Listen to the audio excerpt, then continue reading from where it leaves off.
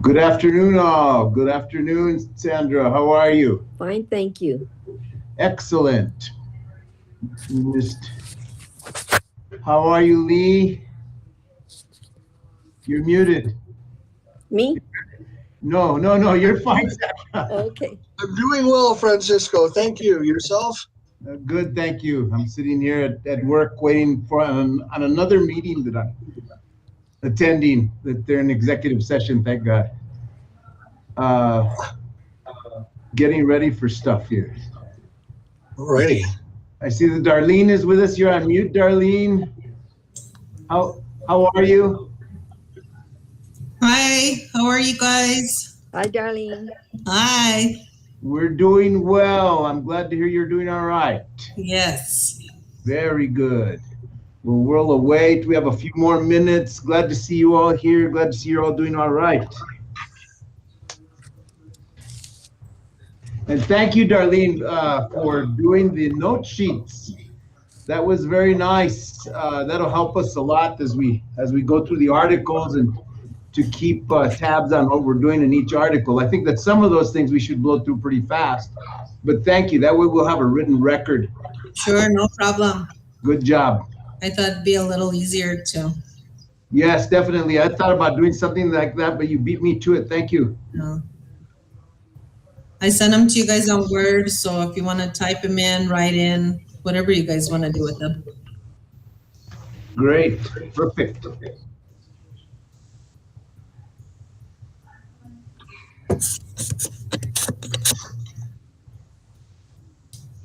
Sandra. Yes, sir. On another note, before we get started at this meeting, if you speak with Jonathan, can you have him give me a call on something relating to the Luna Community College Foundation board that he sits on? Okay, I will tell him. We're getting a check and I want him to be aware of it. It's coming to him. Okay. So he can endorse it and go spend it. Okay, I'll tell him. Good afternoon, Christine. How are you? All is good. How about everybody else? It's good, Excellent, Christine. thank you. Thank you. Doing well, thank you. Good. Everybody vaccinated? Yes. Yep. Good. Yeah, we're at, I heard at noon, we're at 45% in New Mexico, at least for the first shot. So that's not too bad, leading the nation. That means we have 3 more people to get to 100% here in New Mexico, since we have like 9 people that live here. But we'll see. But that's good news. But I thought we were one of the lost. We were one of the lost states. Well, we're part of the lost tribe, but I don't know about anything else. Good afternoon, Matt. How are you? I think I'm all right. Can you guys see me and hear me? Am I okay? You're okay. Good to go, Matt. I don't know where I'm at, pinned in this corner over here at the top, but I can see you guys, and that's all that matters, I guess. Good afternoon, Greg. Hello, Great. how are you? How are you? We're doing well. Good. Excellent. I think we have pretty much, we're not missing anybody. And we'll give it another minute or so before official start time.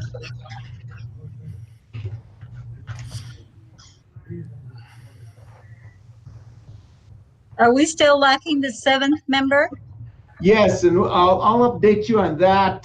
We did speak to council about it. We'll do that during the update, let you know what's happening there. Hopefully we'll have the position filled. Okay. We'll be at a full commission. I see it's 1:30 now. With that, seeing everybody here, I'll call this meeting to order. It is 1:30, pretty much on the dot. Darlene, will you take the roll call, please? You're on mute. Sorry, guys. I'm having issues today. Okay, let's start over. Francisco Apodaca, Present. Greg Salazar, Here. Matt Martinez,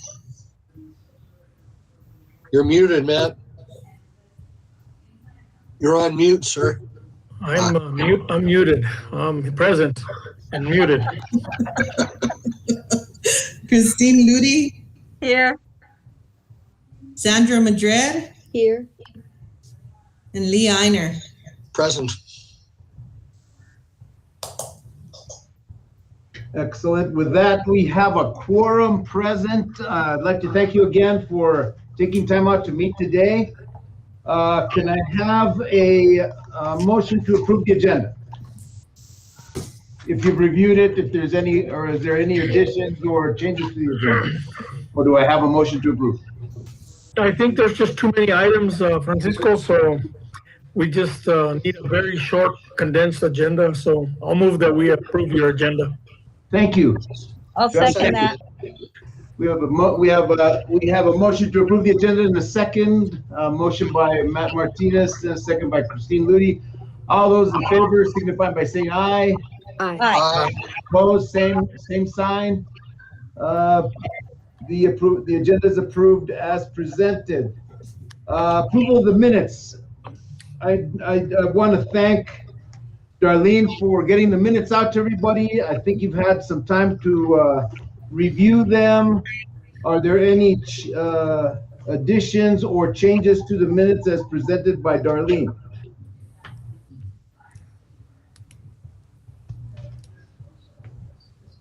If not, I would stand for a motion to approve the minutes as presented. So moved. Do I have a second? Second. Seconded. We have a motion by Christine Lee, a second by Sandra Madrid to approve the minutes of March 4th, 2021. All those in favor signify by saying aye. Aye. Aye. Aye. Opposed, same sign. Motion carries. Minutes are approved. Darlene, did we have anyone expressing an interest in providing public input today? No, sir, we did not. No public input today. If that's the case, then we'll dispense with that item and move on to the informational items. Mr. Chairman, Yes, sir. question just in regards to public input. If we were to have someone, do we have limits on the amount of time? Well, we can discuss that. Why don't we do this, if I could make a suggestion? Since we're going to discuss the review of the bylaws today and possibly adopt at that time, why don't we set a time limit if you so desire at that time during the bylaws, and we can actually enter them into the bylaws or amend the bylaws for that purpose and happen to be a part of that document. Sounds good to me, as long as we have something. Very good. Yeah, I think that's very important. I'll note that.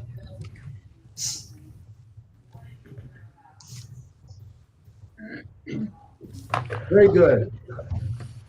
Any other discussion items before we get to information items? If not, Jardine, Mr. Chair, Yes. if I may.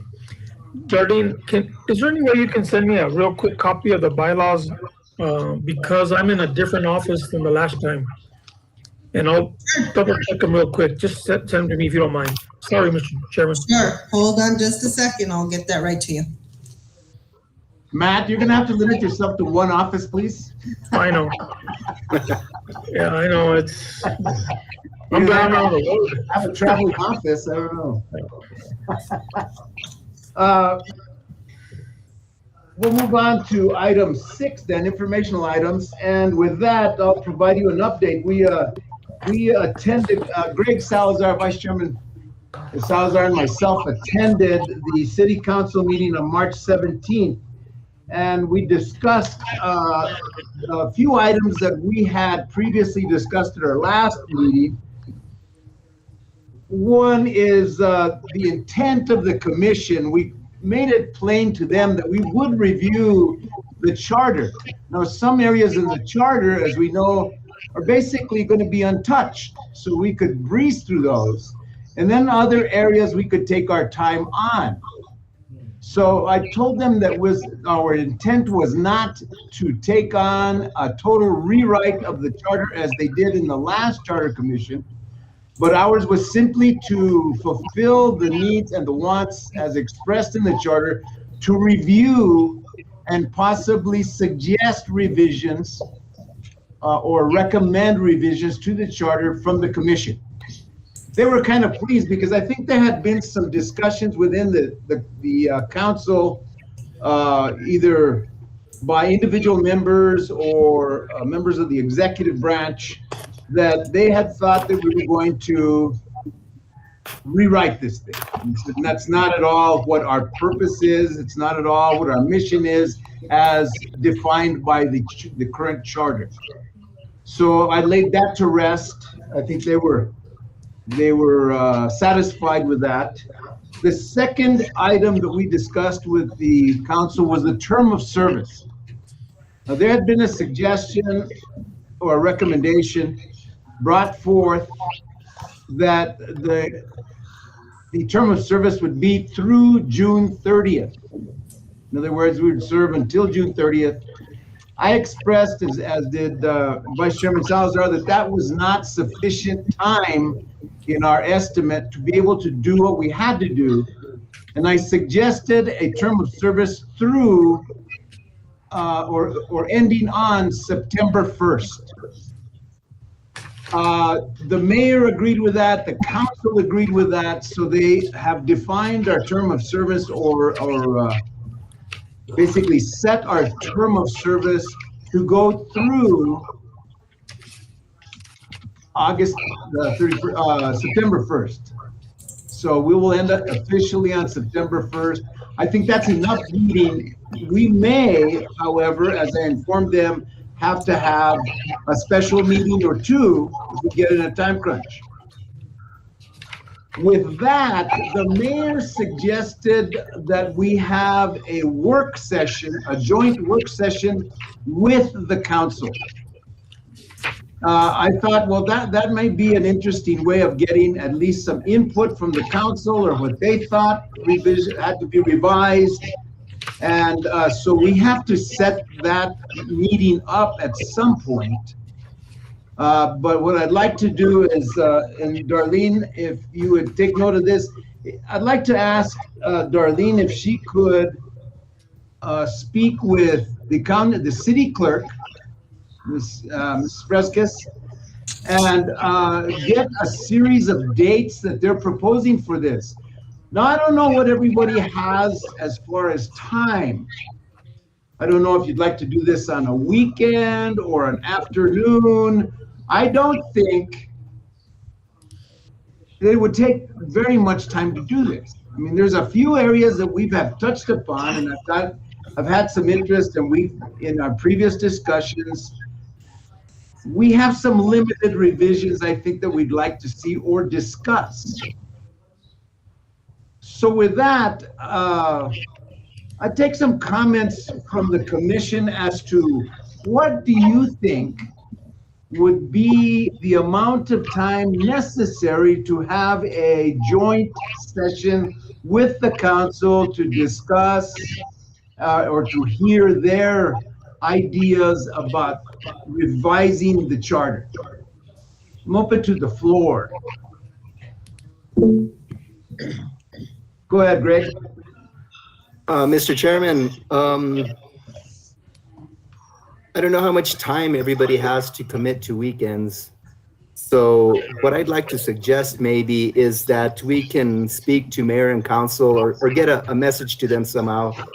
And maybe they can send us their recommendations and concerns via a document that they can email to us if they don't have the time to meet with us. Of course, we would want to meet with them, but not everybody has time to get together on a weekend to do things like we're proposing. So maybe if we could somehow ask them, if whoever wants to do that, that would greatly free up some time, and we could read those individually and then come back and talk as a group about them if they'd like to go that route.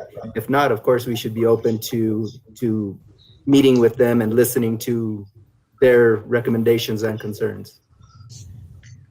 I kind of like that idea, Commissioner Salazar, because it would give us time to reflect on them, to get some input, to go to constituents if we have to gather maybe more information about their recommendations.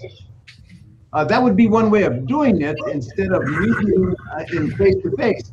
If we meet face to face, we have a couple of things to leap through, a couple of hoops.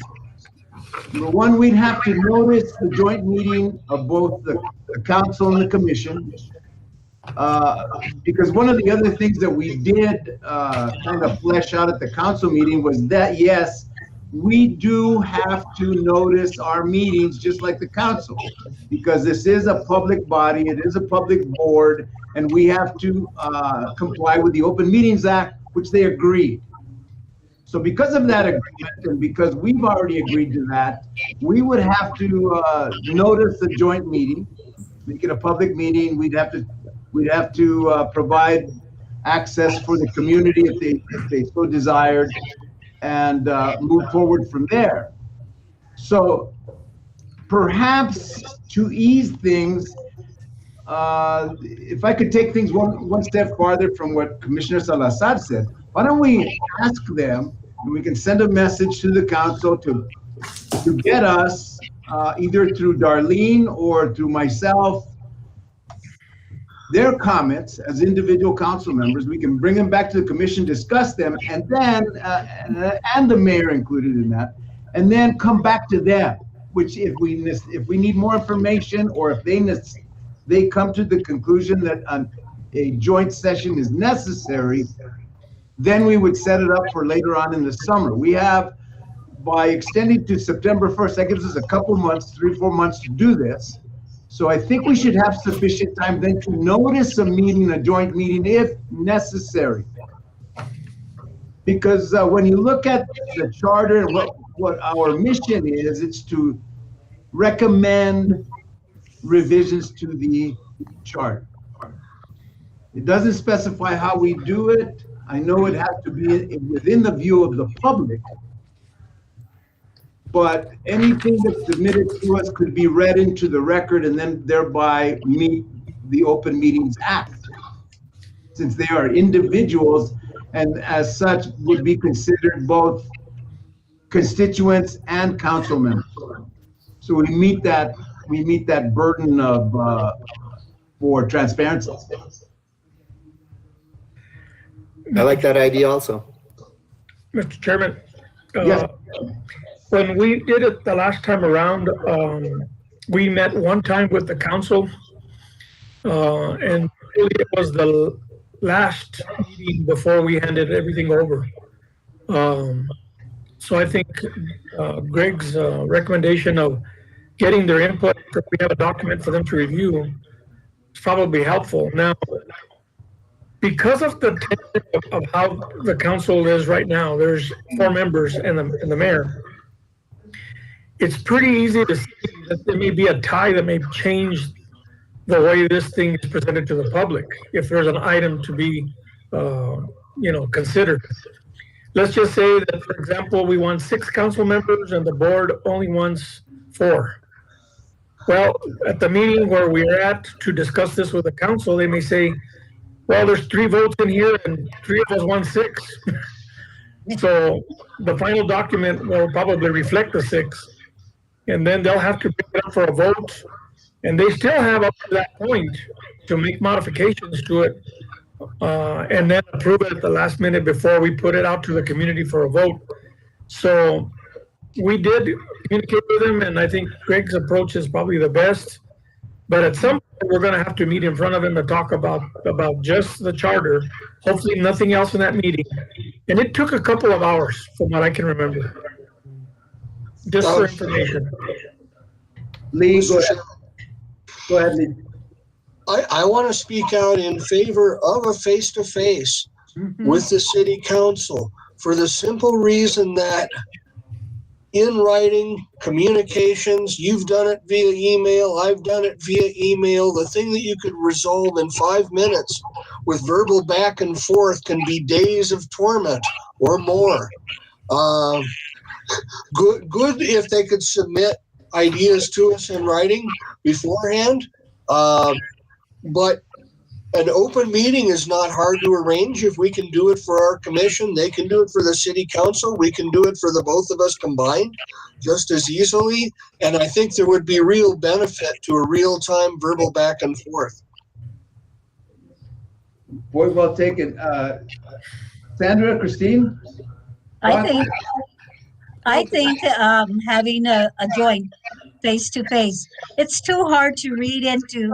I mean, we can take the suggestions and have them write to us, but in all reality, to try and decipher exactly what they're trying to say in their statements may be difficult. We may interpret it one way, they may interpret it a different way. In this way, if we're sitting face to face, we know exactly what and who is saying what, and they can make their explanation at that time. You And we know, can ask for clarity. exactly, Okay. exactly. Sandra? I agree. I agree. Why don't we split the baby then in this case? Why don't we send a message to the council that we'd like to elicit individual comments from the councilors to be sent to us or through Darlene or to the attorney's office, however they want to do it. We take those, kind of digest them, and then meet for clarification. Right. So we would do that. We would do both. But let's elicit comments first. And there's another reason for eliciting separate comments. Perhaps we have some counselors that don't want to maybe show their hand, if you will, immediately, and would rather have a separate comment, and it might give them the privacy to comment as to what they actually feel or actually want, instead of going there and bending to other political pressures, if you will.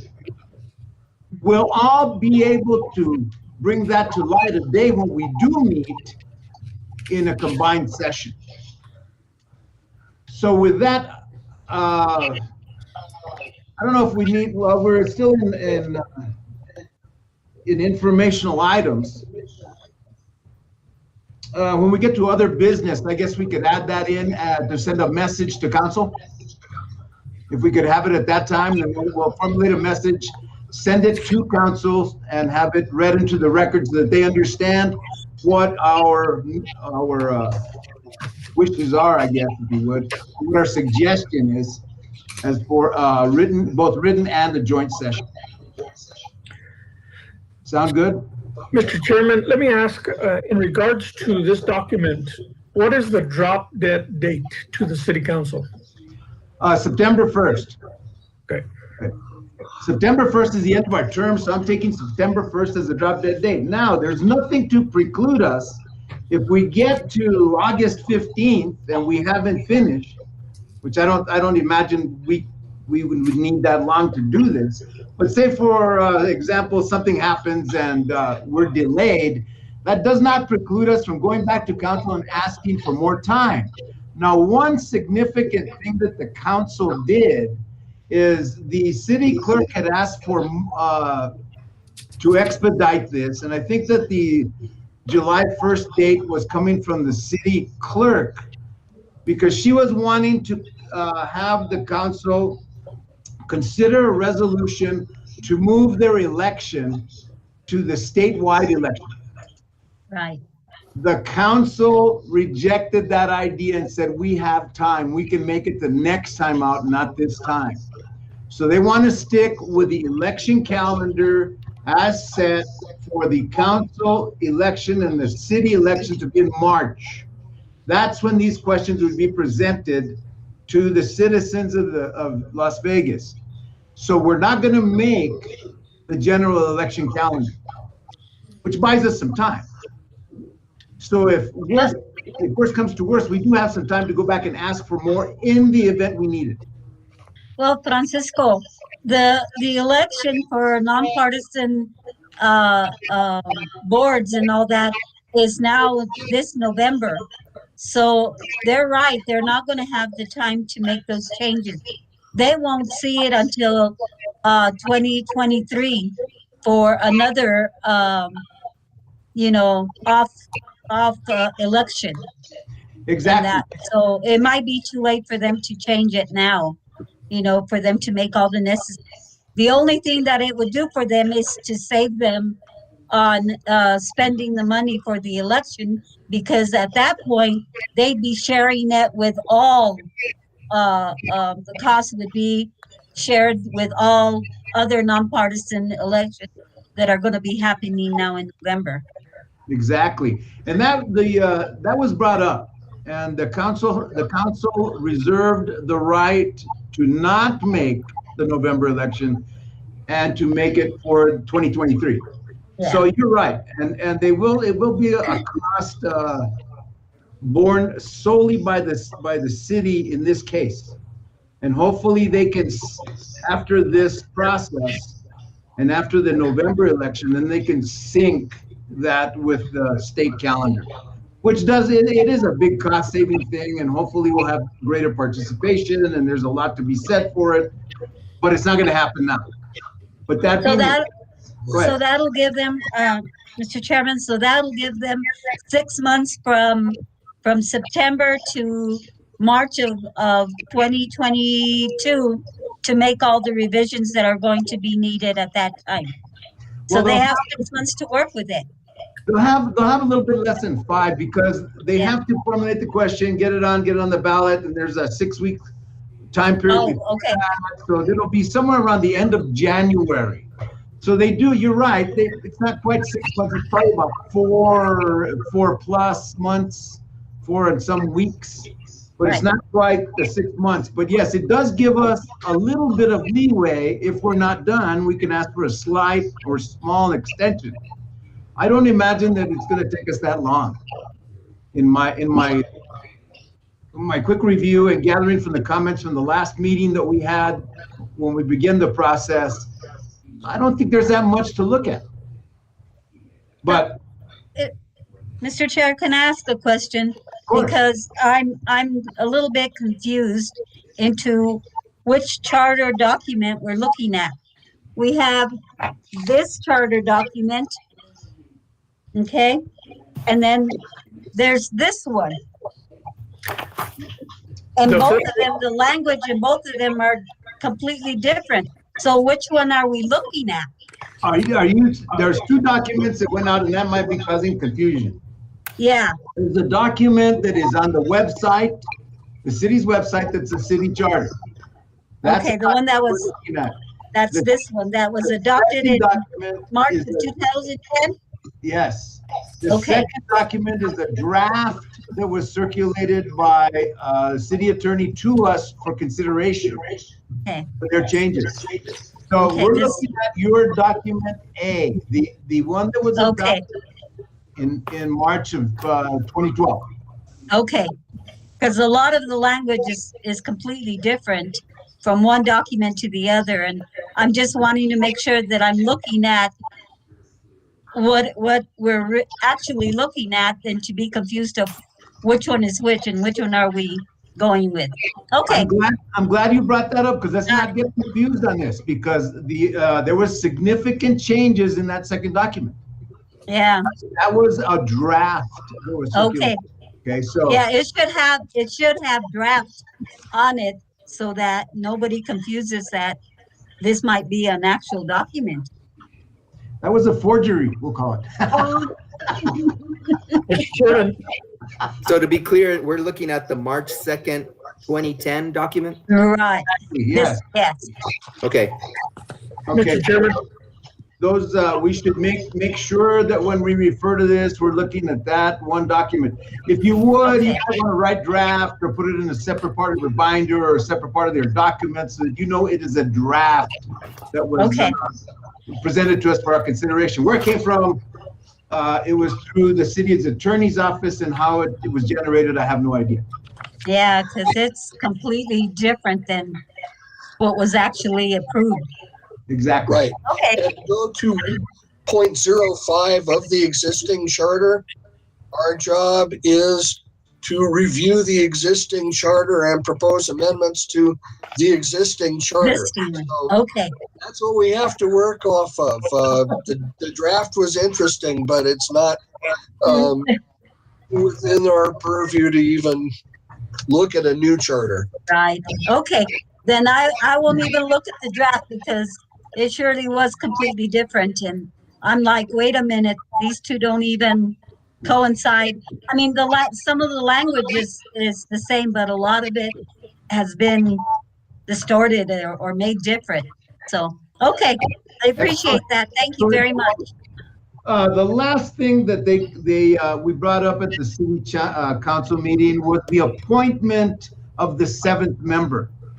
And the mayor told us that he would take care of that appointment. So we should have something, and I asked Arlene if you would ask the mayor's office if that appointment has been brought forth to the council for approval, and when for approval, and when, so we can have the last member appointed to the commission. I think we can go forward since we do have a quorum. We can go forward. It's just easier if we have another one in case there's a tie, which I don't imagine there will be. That's all that I have in informational items. Mr. Abednego, real quick, I'm sorry. I believe that Mayor at the council meeting, I believe he said he was taking care of that 7th appointment. Yes, he said he would take care of that. Yes. So I'm sure that they're looking for that 7th member. And I'll get a message either to the mayor's office or the city clerk's office to ask if that appointment has been made, and it still has to be ratified by the council. Yes. Okay, so we'll await that, and we'll wait a message from those offices. Okay. We await that 7th member. Mr. Chairman? Yes, sir. I would ask that, what Christine brought up a minute ago is still pretty interesting, and that is that we have the actual charter that was approved and we're supposed to be following. We have not been able to do all of the stuff that's on that first initial document. We'll try to get And then we have the draft, I guess is the way I look at it. Now, I think Arlene got us the name of the attorney that helped us the last time around. And I don't know if this was something that you and Greg brought up at the council meeting, but I really believe we still need legal representation of this committee. Because that draft, although very legal looking, seems to be a recommendation. We're not too sure from where, but at the end of the day, we're charged with making these changes on behalf of the citizens of the city. So I still think that at some point we need some legal advice, whether we're able to go that route or not, and whatever we're recommending. So did you hear anything, or has that subject, I think that we didn't broach it, but I think we should. We can send a message to council through the clerk's office asking for that. So I can contact council and see if that can be brought forth for consideration, and through the city clerk's office also. So we can pose a question through those bodies, and let's do that. I'll make sure that gets done. And I think I might have been remiss that night. Plus, we were kind of hurried a bit by the mayor that night. So let me see what I can do to get on the agenda to pose that question. Not that I'd have to be there, but the question be posed. The difference with having legal representation on what form of government we currently have, there's parameters that we can't go past. So in other words, an item may come out that says, Las Vegas is currently a home rule community, you're allowed to do X, Y, and Z. But in a special charter, we could only do one item or follow state law. So I don't think the commission, and maybe the community doesn't know, but the last charter that was approved is a home rule charter.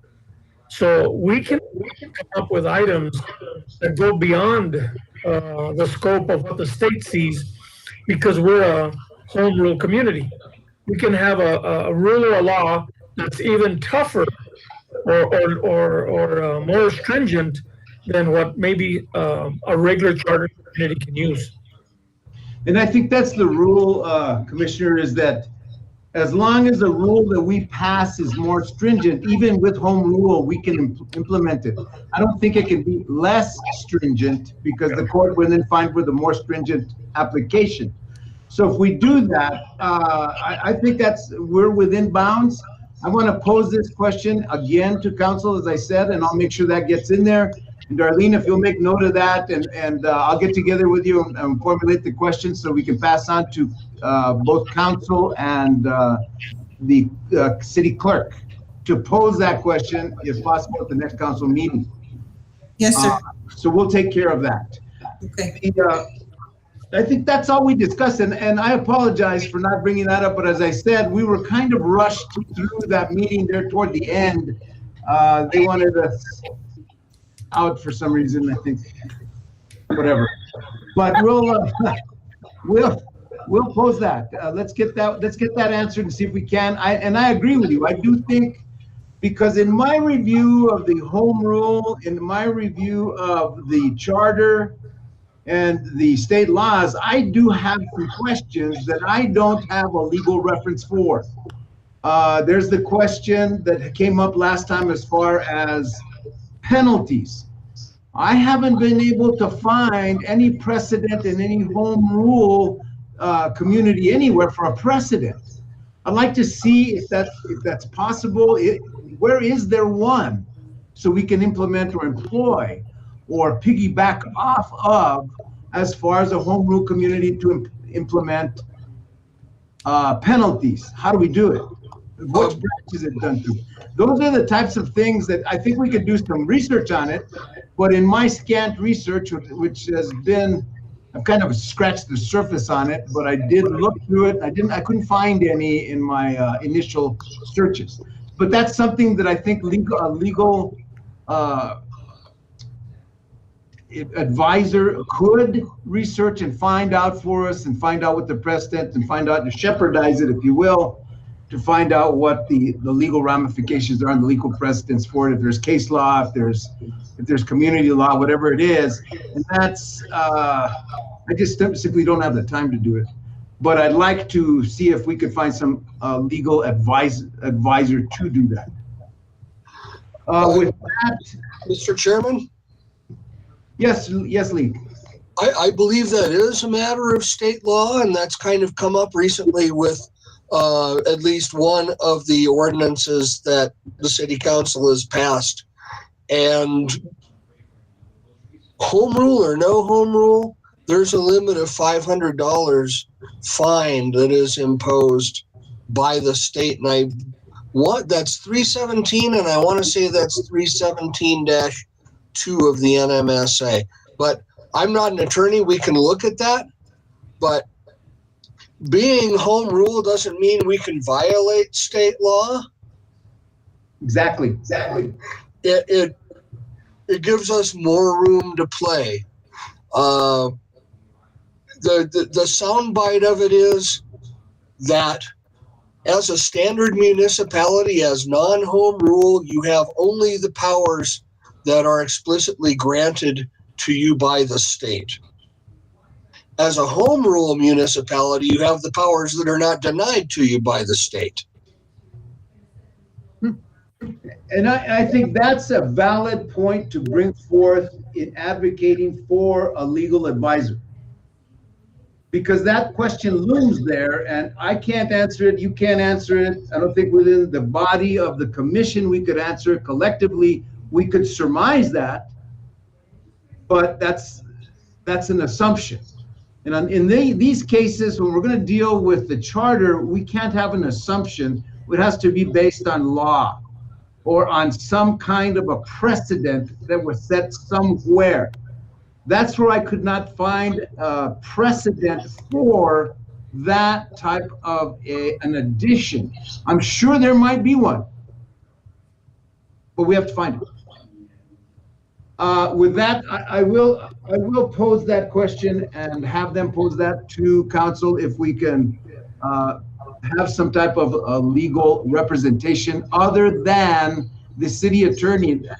That might be a conflict because he does represent the bodies that we're recommending changes to.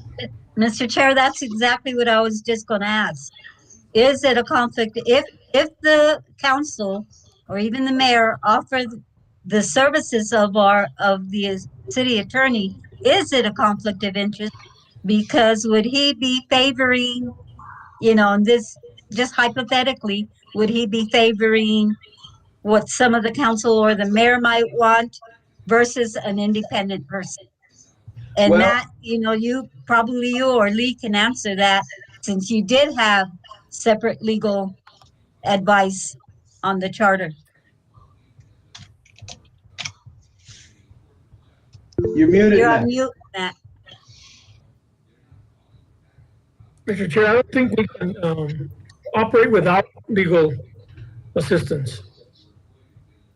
Because literally, when it boils down to it, we're recommending to the city council, mayor and council, changes to the existing charter, okay? Now, they're represented by the city attorney. We're somehow indirectly represented by them, but the city attorney has sent us that preliminary draft. So those are all recommendations. We have to look at them above and beyond that. But we actually need to be able to ask a legal question. In fact, thinking about it, we probably should have a section within the bylaws that outlines how you fine someone for violating, and then maybe put a dollar value on it or something. At least there has to be a reference to it, because it's obvious that you have to probably go to a couple other sources to figure out what your fine would be if you were to be taken to court. Yes. And I just sent for you all in chat what I believe is the section of state law that we're talking about. It's not long. I was mistaken. It's 3-17-1, but it lays out the maximum fines that a city can impose, and it's not limited to home rule in the language. Commissioner, I know, what's the title? The title of the that particular ordinance, or excuse me, that statute. Yes. The title is, quote, ordinances, purposes, and that's Article 17 of Chapter 3 of the NMSA. I'll look at that. I'll look that over. But getting back to Christine, you're right, and Matt. The charter specifically outlines the duties and responsibilities of the attorney as representing both the council and the mayor.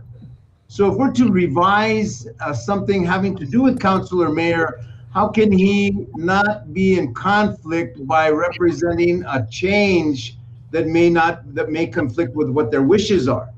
So that would be a conflict, and it's kind of how can I term it? It's a double-edged sword. Well, it's a built-in conflict. Yeah. Within that, for our particular purposes. It's not that we'd like to really deny them or grant them special favors or anything through the charter. It's just that they might have a different construct than we do, or the citizens. And that's what citizens boards simply and technically do, is they voice the opinions of the citizens and not of the elected officials. So the constituency, we're the constituent voice. And it may be different from the elected voice. So that would be a conflict, a constructed conflict. With that, go ahead, Lee. I'm sorry. At the very minimum, getting independent counsel that specializes in charter law, etc., is going to avoid the appearance of conflict and the appearance of any steerage from the governing body or the mayor in terms of what we're doing and what we're representing. I second that. I agree. When I frame the question that we'll pose to council, I'll send it to each of you and get your comments from it. but I will include that language as in order to avoid an appearance of conflict or appearance of impropriety, if you will, and then go from there. I think that would be the way to couch that, but I will send each of you, prior to me submitting it, a copy of the question that we're going to send to council, if that's okay. With that, I'd like to move on from informational items to our discussion items. And with that, the review and an action item, that would be the adoption of the bylaws that were for the bylaws of rules and procedures for the Charter Commission. Have you had a chance to review these? Now, we'll have to amend these because we do have a term of service. They seemed pretty... Is that Article 5, correct? Yes. Yes. Okay. With that, I'll open it for discussion. Is there anything here that tugs at your heartstrings besides the term of service? And then the second thing was to add time limits to participation in public hearings. So the meetings, that would be in Article 9, I believe, for the time limits.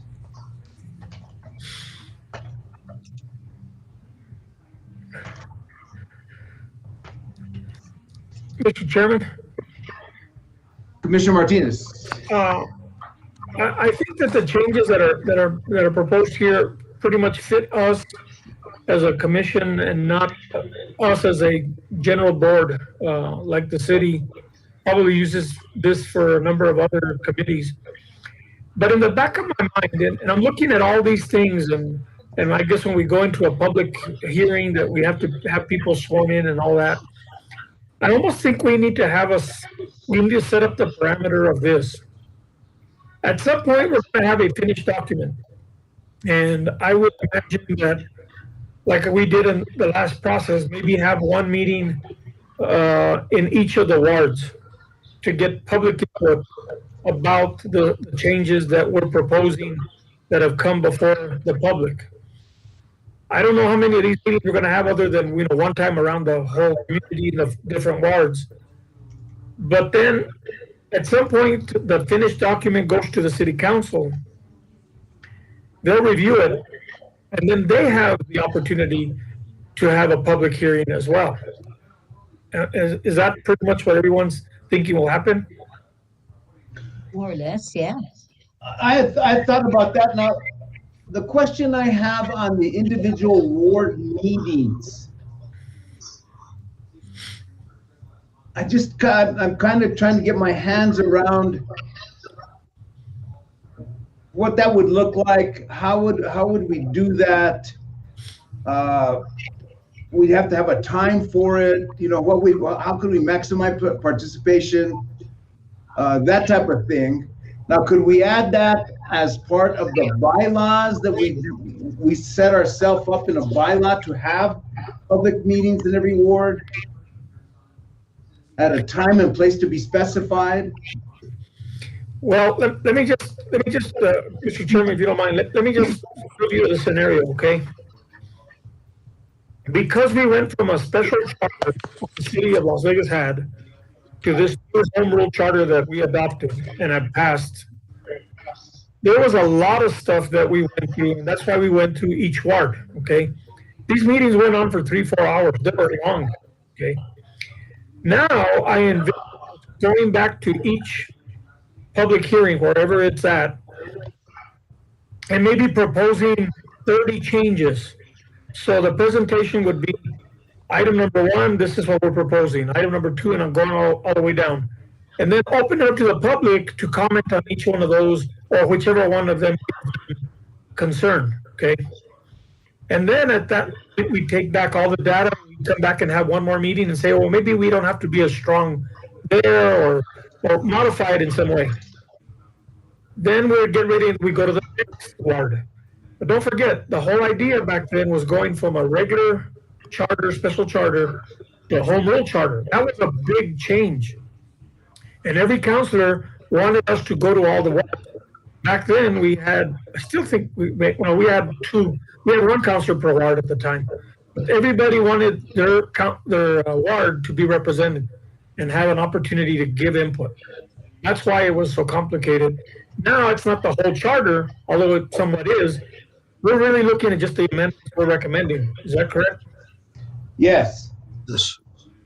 So I just want to give you an idea of what to expect. And as you look at this, the bylaws talk about, taking sworn testimony from people during public input. I'm just hoping it doesn't become a whole bunch of that work for us, because that's a lot of work. Yeah, because to want to record public testimony, to present public testimony, to discuss it, to use that testimony to formulate a change, that is a lot of work. Yeah. Now in our preliminary discussions, we had discussed a couple, maybe two, maybe three changes to the existing document. Maybe there's more. I'm just using just on the topics that we discussed preliminarily at our first meeting. So if we do that, do we need a meeting in each ward, or could we have maybe two meetings, two public meetings, where we meet in a public place if we can because of COVID? Or what would that? That's what I'm having trouble getting my hands around. What would that look like? Well, that would work, Mr. Chairman, but at the end of the day, I don't think it's as necessary as having a meeting in each ward, okay? Because we shouldn't have that many changes. Don't forget there was a lot of changes from special charter to home rule charter. Okay? So that's what made it really complicated and so long. It lasted about a year. So by the time we got the final document to the council, there was a lot of give and take. But if we're only going to have 10 items that we recommend to the community to consider at the election, it may not be so complicated, and we may not need as much. And it may not be impacting as many people. Whatever changes we're going to make, if the impact is going to be strong, then definitely have more meetings. But if it's not, I don't think there's a need for all the meetings. Would that Does that make sense? I don't know. And to be blunt, also, I would be so happy if we could attract enough public interest to merit a meeting in each ward. But given the public climate, given what we're seeing with the restrictions with the pandemic and having to do this online, I don't see it happening. I don't see us attracting enough public participation to merit more than a couple of meetings. Let me propose this. Because in the current bylaws, the bylaws that were presented to us, which are pretty pro forma, there is a section for in meetings to conduct these public hearings. Special meetings, annual meetings. Would that suffice if we decide at some point to have a meeting just to use under this construct to call a meeting of the public and advertising? At that point, we could present the changes. If we have to have sworn testimony, if people want to testify before on the changes, we could do that.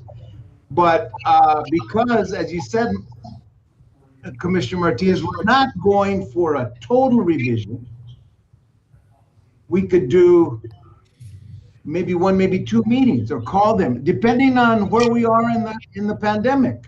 If they open it up to 75%, we could have a meeting at 75% capacity of a place. If we go to Vermilion or whatever the next color is, I don't know what, and they open it up, then we don't have to worry about that, and we might get participation. Now with the other thing is, I'm going to pose something that's kind of off the wall to you. We just may attract people because people have been at home for so long that if we have a public meeting and they're allowed to come, we may get participation.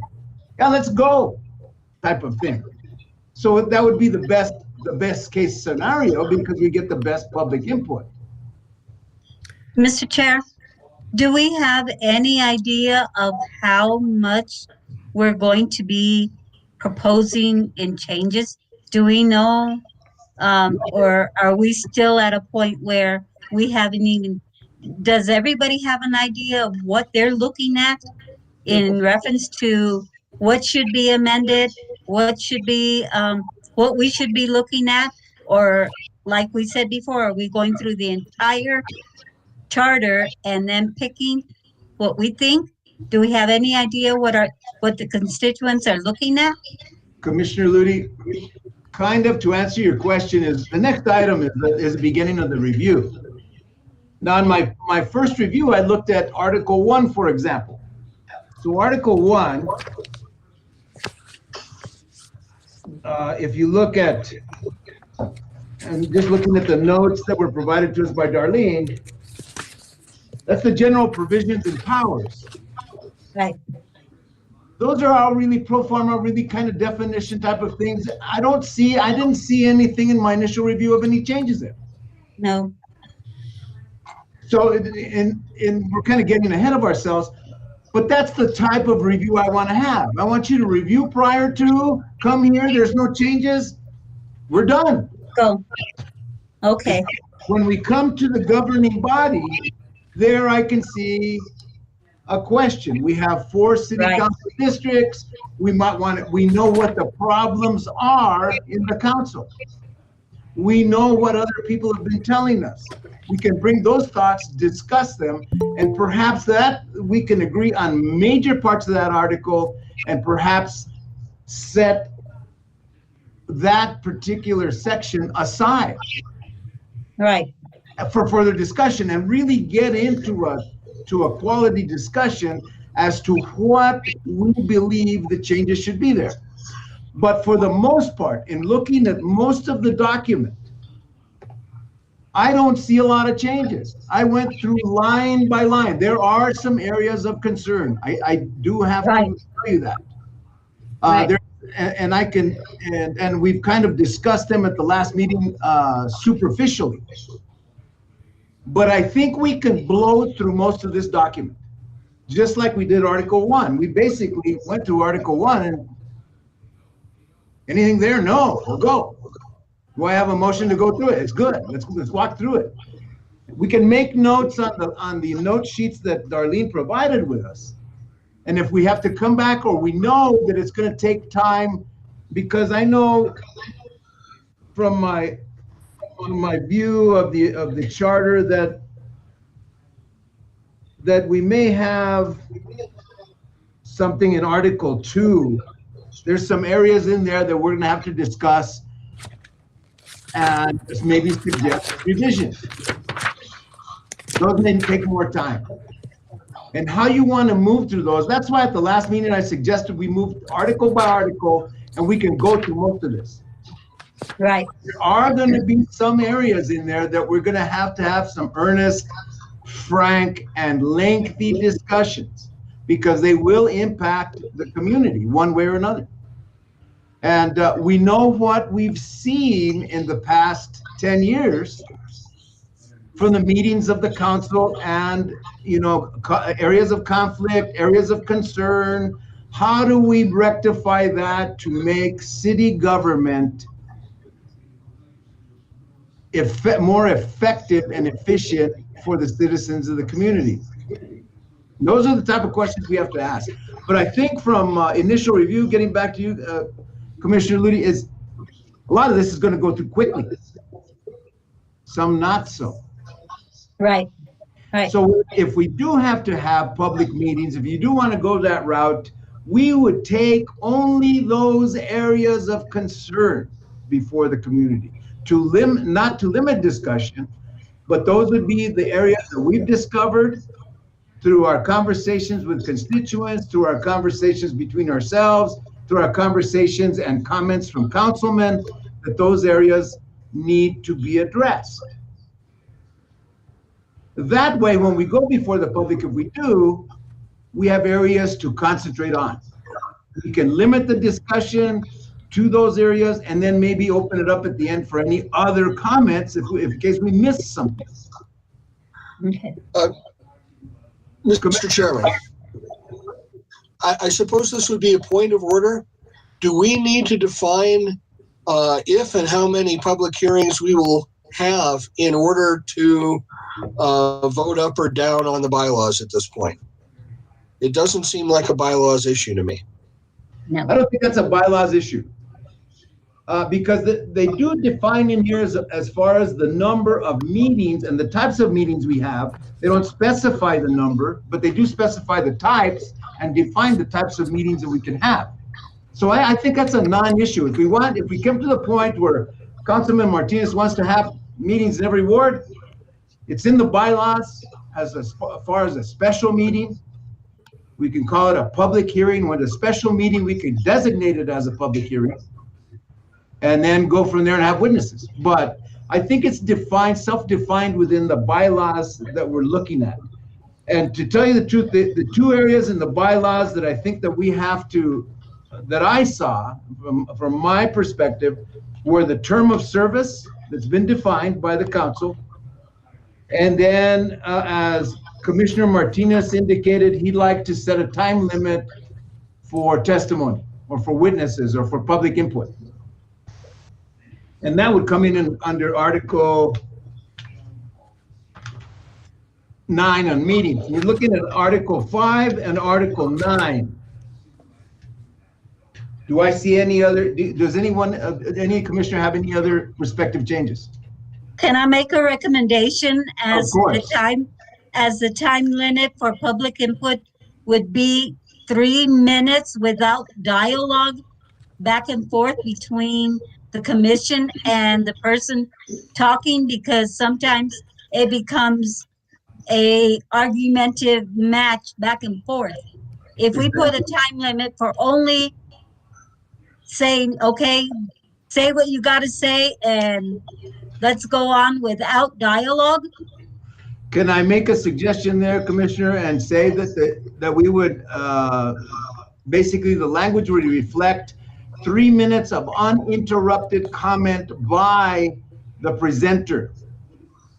That would limit it, and that would quash any back and forth. That would quash any commissioner from getting into a dialogue or a discussion. 3 minutes uninterrupted comment. And I would say this comment, do we want to limit testimony? Either or. Because we could say comment/testimony. And that would apply to public hearings, that they'd have 3 minutes for testimony and public hearing. Now, public hearing and testimony, it does give us, there is an inherent right to examine or ask questions of. Would that be exclusive of the 3 minutes? Well, a public meeting, you don't want to use that in a public meeting because that's the whole purpose. You want dialogue from an answer, question and an answer type meeting, because if not, then what's the purpose of having a public meeting where the public asks the questions, gives input? This is just the 3 minute dialogue is for public input during our meetings, our regular meeting, not when you're having a public where you have public comments coming in and out. I might be wrong if anybody else has input on that. I have only reservation, and my reservation is that with the issues we may be talking about, 3 minutes for something that might actually merit a 10-minute presentation is not going to be in anybody's interest. No. Yeah. Well, you don't want a long discussion that's going to be, they should come prepared. They should be able to ask their question. I mean, make their comment and go on. Maybe make it 5 minutes then. But 10 minutes is a long time for one person to give their input. Normally, a governing body uses a 3 minute dialogue, maybe 5 max, but no more than 5. I would agree with Commissioner Ludi on this. The 3 minutes in a public input section would be sufficient. Because we don't want to go to a filibuster rule, obviously. Right. But we do want to afford them an opportunity for public input. Now, if it's a point where public discussion warrants a testimony or input or a presentation, then they should be part of that item within the discussion items, and then afforded an opportunity to present an item if it's valid. And we would have to agree to that prior to by the commission. If you were to bring me Joe Schmo, that's an expert in ordinance, and we want to hear that when it's relevant to that particular area of the bylaws, then the commission would afford them by unanimous consent or by consent, by majority consent, to allow them to testify for 10 minutes. I think that's reasonable. Because if it's just public comment at large in 10 minutes, I'm with Commissioner Ludi. 10 minutes is a long time to hear a lot of dribble. Well, Agreed. I concur. And just to give you an example, for example, someone comes to a meeting and says, I would like 100 city councilors. Okay. And quickly we can take care of that by saying, well, if we did what you suggested, we don't have a room big enough to house 100 city councilors. Okay. So those are the kind of things that we need to be able to squelch right off the bat. But we have to give them a limit, because a lot can be said in 10 minutes and a whole bunch more in 10. Okay. So, and if you start the dialogue between, the council and the individual, the commission and the individual, that one item could take an hour. And there may be others that have just as an important question to ask. So that's the only reason I said do put a time limit. I think it's behooves us to, number one, involve the public as much as possible. We represent them, so we're putting a place for them at our meetings, at our meetings that we're going to have across the community, or however we end up doing it. I think personally, a couple of meetings is probably all we need in this environment, and then we'll have city council level. How about also that we only public input on items that are on the agenda? Because sometimes you'll have people come in that have absolutely nothing to do with what we're talking about, and they want their 5 minutes. And maybe putting also something that says only those items in the agenda can be put on public input. Because then you're going to be getting all kinds of questions that have absolutely nothing to do with it. Yeah, that makes sense. If it goes with the agenda, it makes sense Mm-hmm. too. We could limit that to items on the current agenda. Yeah, that's a good idea. That's the flip side. I have to dissent. The flip that's side fine. is we already got that with our city council. And as someone who comes before the city council, I'm now in a position where if they don't want to talk about it, I can't tell them about it. And that's fairly awful in terms of limiting free speech and obtaining public participation. It should be limited to items regarding the city charter. Right. But if you say, we have a hidebound Procrustean bed, and if it's not specifically about an item on this agenda, you can't bring it to our attention. That's too tight a shoe.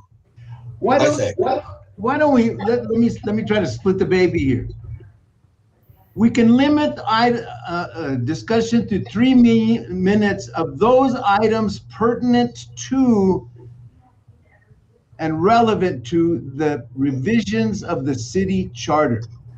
Because that way, if I want to talk and add into the city charter, which I'm going to add today, that skunks should have a representative on the city charter commission, then I could bring it forward. And I say that in all jest in April 1st, but there's more skunks in this community than there are people, so I think they should have a place at the table. True. But with that, in order to move forward on this, why don't let me suggest this. I'd like some comments on this.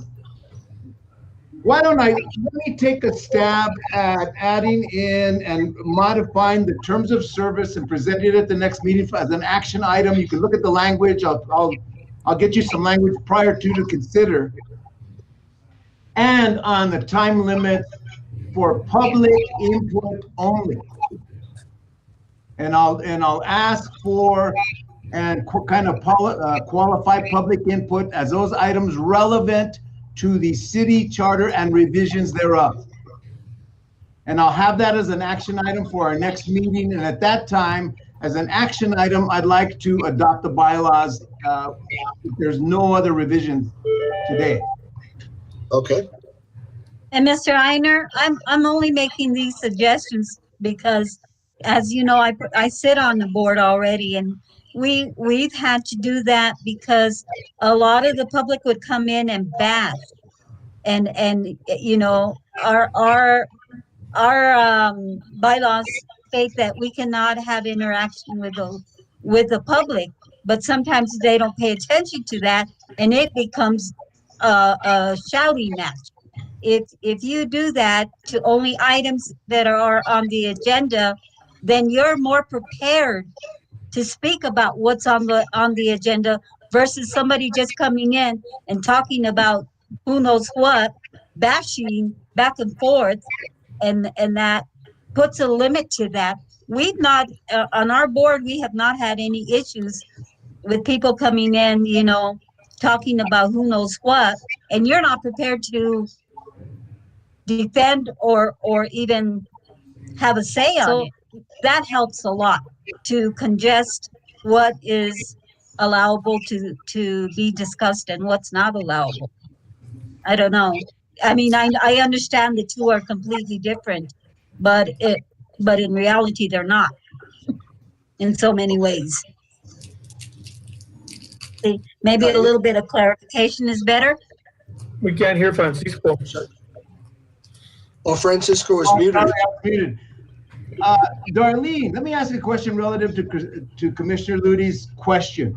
How much time or when is the public's deadline to sign up for public comment? It's the day before the meeting at 3:00. And the agenda is published how many hours before? 72 hours prior to? 72 hours prior, yes. With that, Commissioner Ludy, I think you have a point. Within our bylaws, we could specify that it be public input be limited to those agenda items as noticed within the agenda for that particular meeting. That would somewhat limit public input, and so that we don't have, questions that are often left field, and they could be relevant to that particular meeting. And this is done because we have a finite time limit to do this work with. If we don't do that, and people start coming to these meetings asking questions, we could be here forever answering questions and not get to our work. By limiting comment to those items that have been noticed,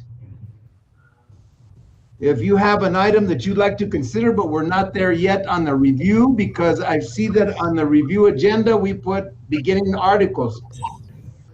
On the next agenda, we've discussed article beginning with Article 2 through. So they'll have a general idea of where we are in the discussions, and that may be relevant to the question that they have. Francisco, real quick. Yes. If you want to modify that deadline, you can. I don't think we have to modify the deadline. I think that's a pretty good deadline. As long as the agenda is published prior, the community has time to review it and then say, I want to comment on this item on the agenda. Is that, commissioners, give me some input here. What do you think? And I always put the agenda out probably way prior to the 72 hours anyway, so it does give people a lot more time. Even better. Yeah, that's good. And again, Christine, I think we've been on opposite sides of this particular fence as an issue, because I've been a thorn in the side of the city council. I'm sorry, for 15 years. So I'm probably one of the guys you're looking at and going, why did he say that? Oh my God, I'm attacked. But Yeah. I think it's important that we allow that. When we start to go into this area, we're going into not just city charter and state law, we're at the First Amendment level. And one of the things that it becomes sticky to do is to begin limiting speech based on content. You can say you have 3 minutes, you can say you have 5 minutes, you can say you have 20 minutes, but you can't say don't say that. Does that make sense?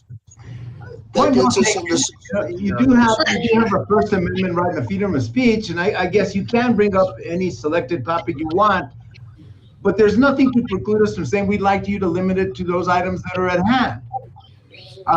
It's not precluding. We could put it in a.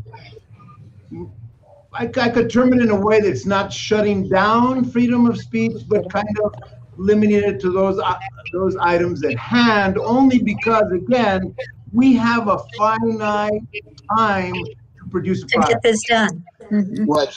That's the only reason I would want to limit, and not limit, but suggest a limit of input. To relevant input. We want constructive input. Again, we could come back and I'm going to go biblical on you, Mr. Commissioner Einer. You're like that parable of the lion with a thorn in his paw. Okay. If I remove it, then you'll be quiet. So, I'm not a biblical guy, but I think I got it kind of right.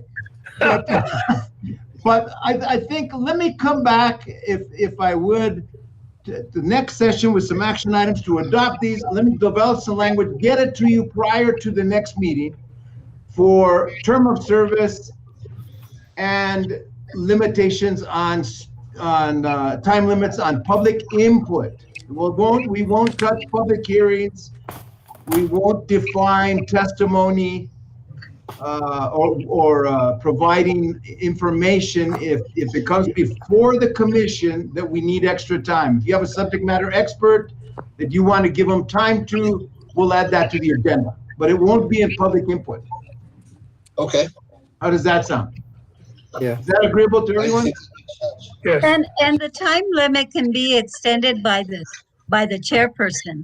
They're the ones that are in charge of the agenda anyway. And Mr. Einer, I'm in no way suggesting to censor anybody's freedom of speech. It's just that, it times can get out of hand. And, to defend your person is sometimes very difficult. Commissioner Ludi, point well taken. That means that I, as chair, can limit Commissioner Einer's speech. If you want to. No. No, it's April Fool's. Come on, I'm kind of funny. Yeah. With that, I will come back with some language, and we'll add an action item to the next agenda for the adoption of the bylaws as amended. I'll come back with those 2 amendments, but I will get them to you prior to next meeting so you can review them. And then when you get them, please, if you have any revisions or suggest language to modify, please get back to me and we'll include that language. Well, going along with that, maybe you can add language that just says you can limit the amount of time a person has, but it could be also at the discretion of the chair. Right. I could add that language in there also. And on Article 5, excuse me, Chairman, on Article 5, I don't know why it's so stringent about the number of years that you have your terms of service, and something maybe in that article whereby, like, our commission's not gonna need 2 years, or you could, a little, the indicator there is depending on the amount of time that the commission feels they need, rather than just a standard 2 years or 4 years or whatever's there.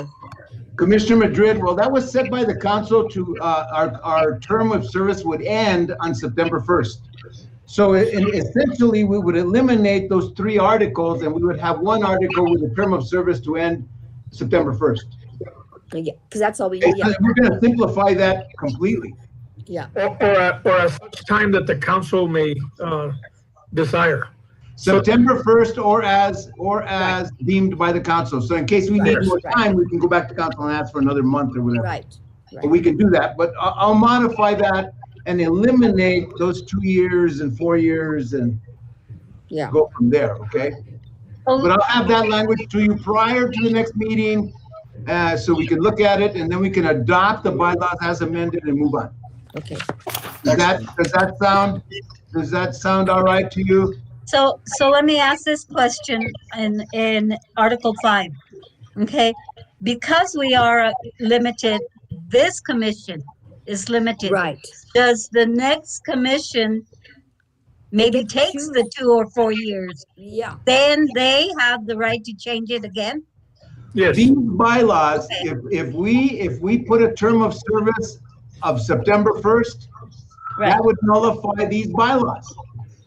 okay, Those bylaws would sunset when we do. The next commission would have to establish their term, the next council would establish the term, and they would establish their own bylaws. Maybe we have a change before that. Maybe we go to a total fascist thing that we meet every day. But I don't see anybody laughing, come on, Good people. luck, good luck, good luck, Mr. Chair. I like good fascist representation on boards when it's necessary. But I think with that, I'd like to move on from this item, and I'll provide you the language and an action item to adopt at the next meeting. Sounds good. Okay, Moving on to our next item, we have a review of the current charter. And with that, I'd like to start with Article 1. We visited that already in some fashion. And I don't see, are there any changes in Article 1 of the general provisions and powers as defined within this charter? Greg? Well, on section 1.01C powers, it says that the city shall have powers possible for a home rule municipality. Can home rule municipality be defined in several ways? And if so, should we state which definition we need there? Should it say as provided by NMSA, whatever statute there currently is on that? If you go to the next, let's go to line 28. The city shall be entitled to exercise any and all powers granted by law or the New Mexico Constitution to municipal corporations, except to the extent that there may be a conflict between the exercise of power. So that defines that. Okay, So that's a self-definition there. Matt and his group did some good work there. So that answers your question. It is defined within that, within Article C of powers. okay. I'm not an attorney, so I just wanted to make sure. Well, I'm not either, I don't want to be. I'd like to go back to when Christine first spoke. She wanted transparency and she wanted clarity for people that don't ordinarily read these sorts of documents. I like the idea of the definition, Greg, at the beginning of it, maybe. This is what home rule means in very simple terms, and that gives a person a perspective of what they're going to be reading following. Especially for somebody that is looking at it from the outside, Well, a that's me. constituent, yeah. That's me, because That, I you I know. don't know what home rule necessarily means, but I think, and I'm going back, Christine, to what you had said initially, everybody should understand what they're reading. And I think if you have a definition of this is what home rule is, it would simplify it. and I think the citation we're looking for, if we go and we just scroll down a little to paragraph D, by enacting this charter pursuant to the provisions of Article 10, Section 6 of the New Mexico Constitution and pursuant to the New Mexico Municipal Charter Act, the city accepts the full and complete home rule powers granted in the Constitution. So that points the reader, if they want to do the legal research, to exactly where the authority is deriving from for this whole But they're thing. not going to do that. They're not going to do that. So my thing is to make it easy for anyone who wants to read this, to define it and just simplifies it for anybody who wants to read the document. Because who's going to want to read this document, really? Unfortunately, Want to read it. Unfortunately, within the legal parameters, this defines it very succinctly. It's just not in layman's terms, and I understand where you're coming from.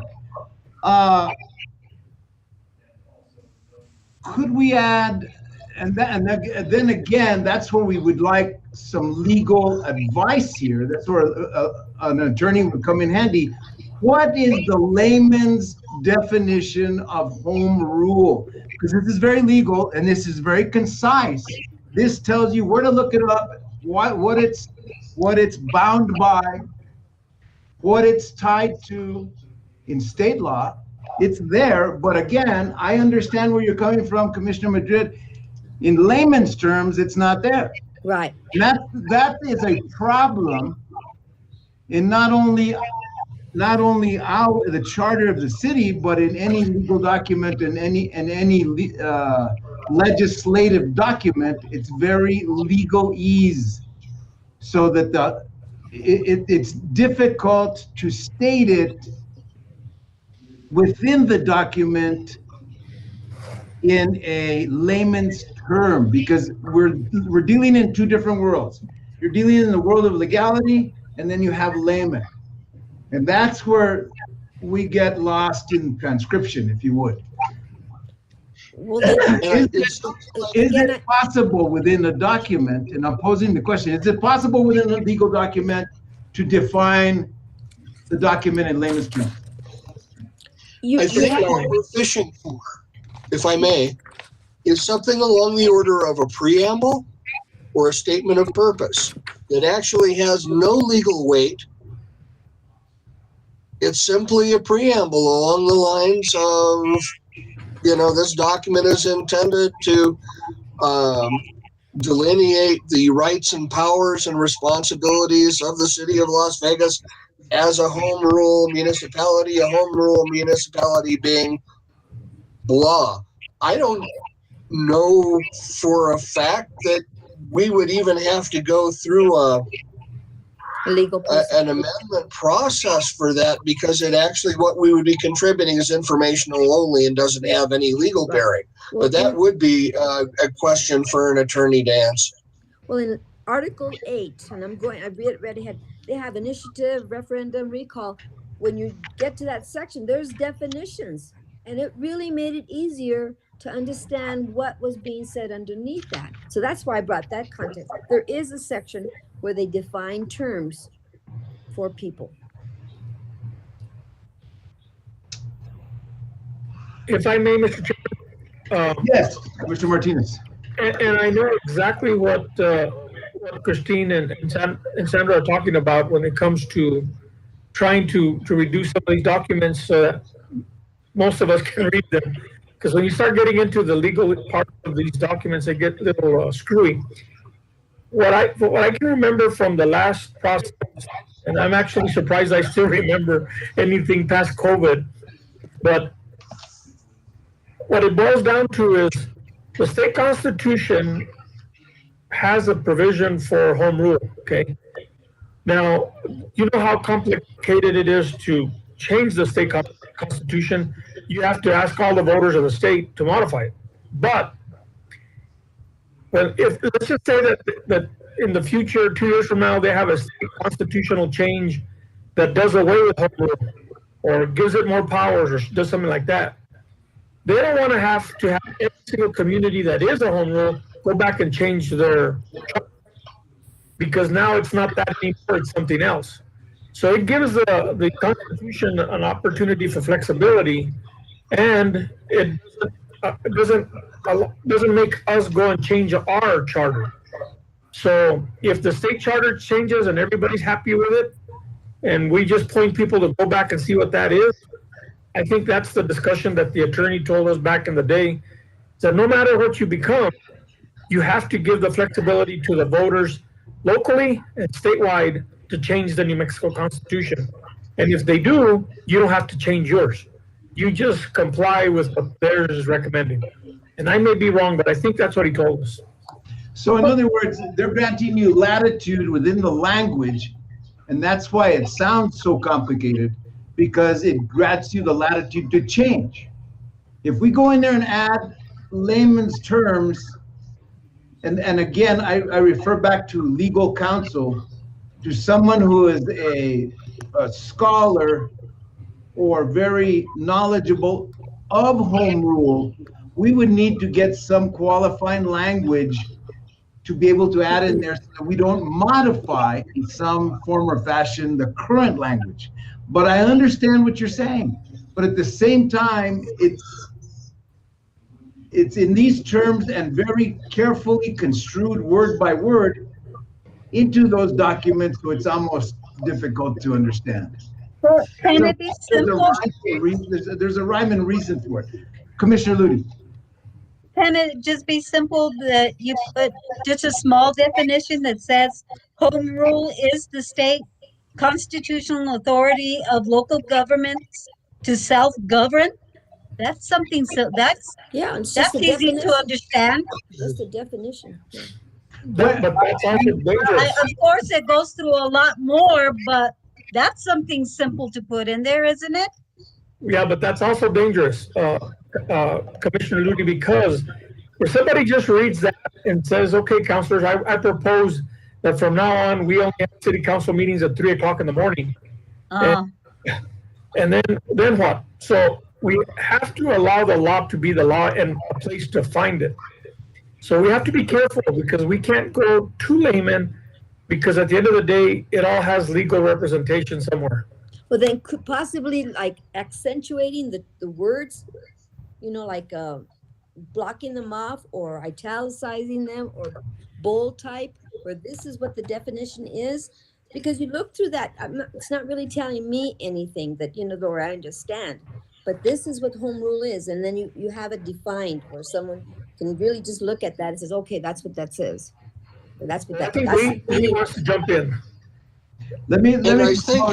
I hear what Matt is saying. This is the genius of incorporation by reference, okay? If you say, as the city charter already does, that this is through thus and such portion of the state constitution, then if the state constitution changes, you don't have to scramble to modify the language of your document to conform to the change made at the state level. So it's not more latitude to implement changes, it's less headache having to implement changes that you're after there. That makes sense. But you have to be careful with a preamble or however you want to put in layman's terms, because sometimes you can't go too far without people coming back and asking for the ridiculous. Well, there may be a solution here. In looking at purpose, if we go to B on line 17, and it said the purpose of the city charter is to provide for maximum self-government and the greatest possible exercise of home rule powers, period.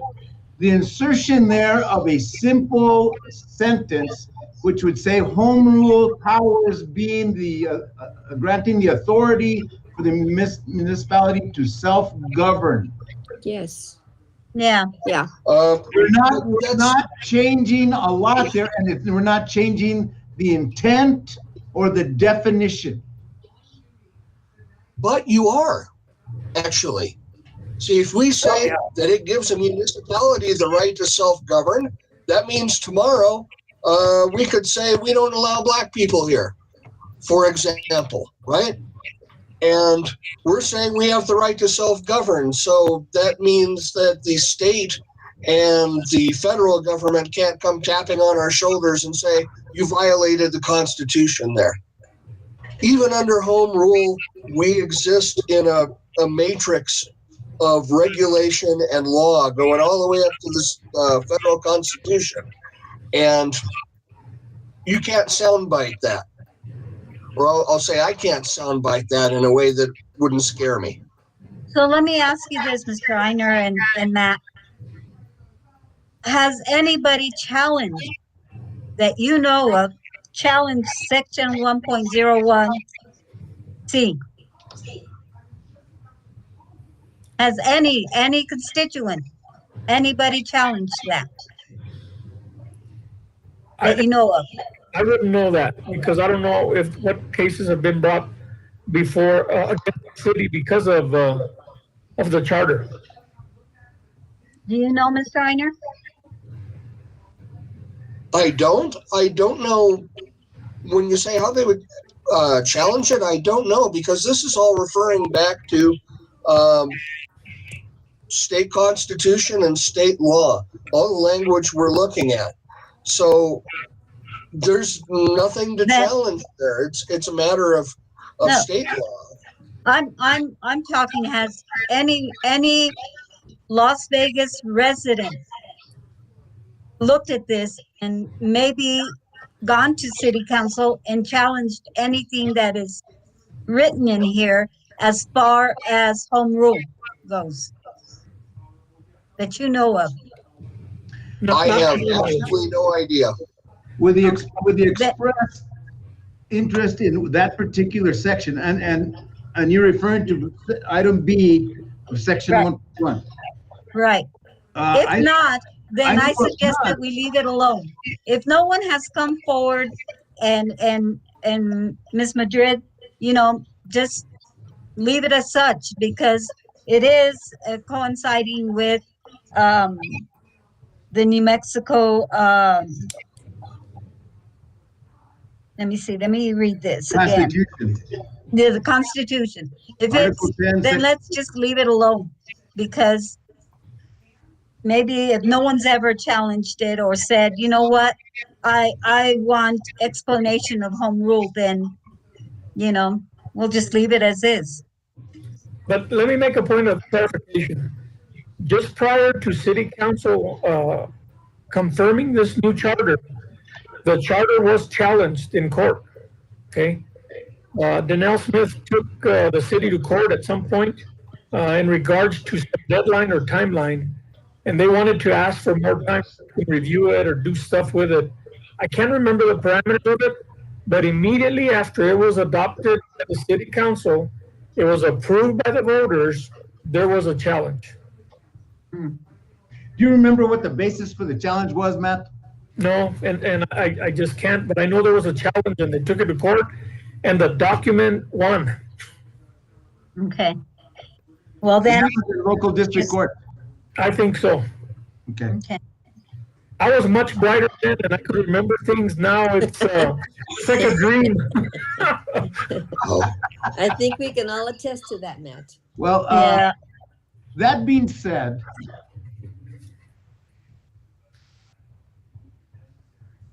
if we don't have a definition to add, or we don't want to get into defining or adding clarity, layman clarity to the section, then I take that you'd like to move on, Commissioner. Yes. Is there any further comment on that? I hear you, Commissioner Madrid. I kind of agree with you, but at the same time, I want to advocate for the other side that it is fairly clear. Well, I just didn't realize how finite, they have a definition that could possibly change the whole meaning of a document. So, okay. When we started this process, if you remember in the first meeting, I said we have to, and I was very careful when I said this, we have to weigh every word very carefully when we make any change, because the implication may not be so clear today, but it may be challenged tomorrow. So any revision, any clarification, any recommendation we come from, we have to pay particular attention to verbiage and punctuation. True. Right.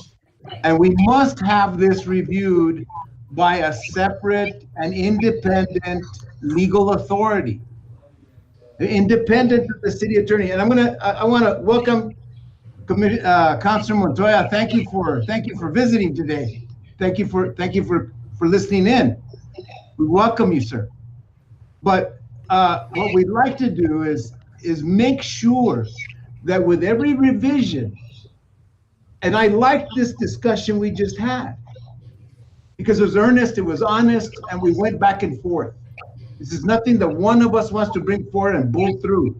We're not going to bull through anything. We want to have frank and honest and very concise conversations about any proposed change. We just went through one. That's a good example.